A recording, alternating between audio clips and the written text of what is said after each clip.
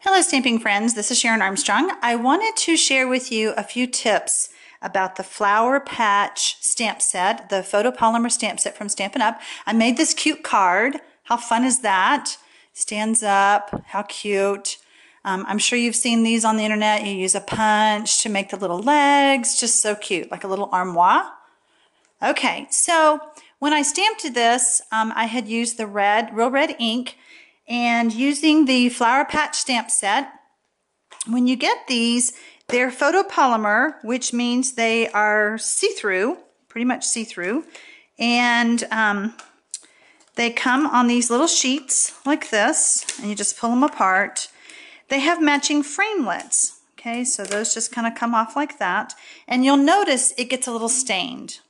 Okay, well, it gets a little stained with most colors until I decided I love yellow and black. I want a yellow and black card with flowers. And so I started stamping with black ink.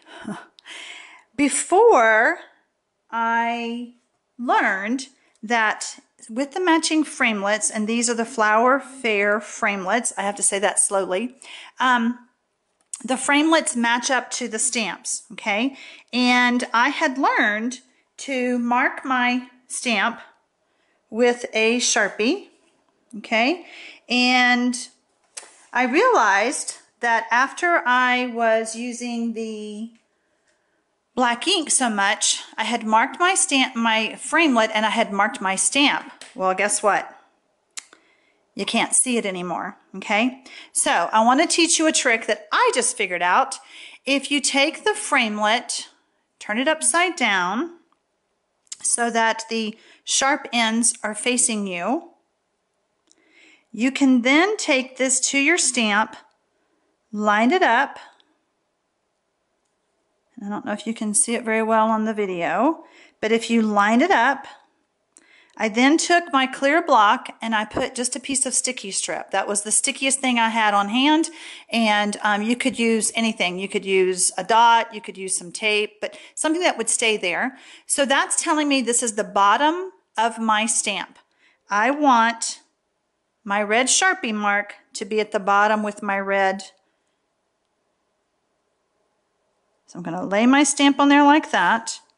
Okay, so now when I ink up my stamp and stamp, then I know that this is the bottom and that this is going to match when I run it through. I know bottom to bottom, okay? All right, so hopefully that little trick will help you. I want to show you the black and white and yellow card that inspired me. First of all, I'm not real sure what this is called, but I love this fold. Kind of like a little, it just reminds me of a garden gate of some sort. And I've already stamped inside. Sorry you're sick, get better quick. And I used the Fabulous 4 stamp set by Stampin' Up. So I want to go ahead and put this together. Now the black and white paper is from the Back to Blacks Designer Series papers that Stampin' Up has. Oh my gosh, we have just begged for black and white, and now we have it. And my problem with making this black and white and yellow card was I couldn't decide which one to choose, but I finally picked one. By the way, these papers are on sale through the end of July, so you only have a few more days left. If you buy 3 packs, you get 1 free. So that's a $10.95 savings. So you'll want to grab those while they're on sale.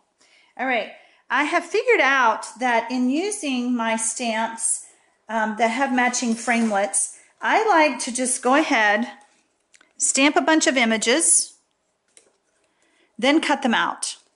And I just felt like I was more creative when I had the pieces to lay around and put on my cards and all of that. So that might help you as well. Instead of stamping, cutting, then what do I do with it? Just stamp a bunch of images and then cut out the pieces, and you can use them eventually for something else.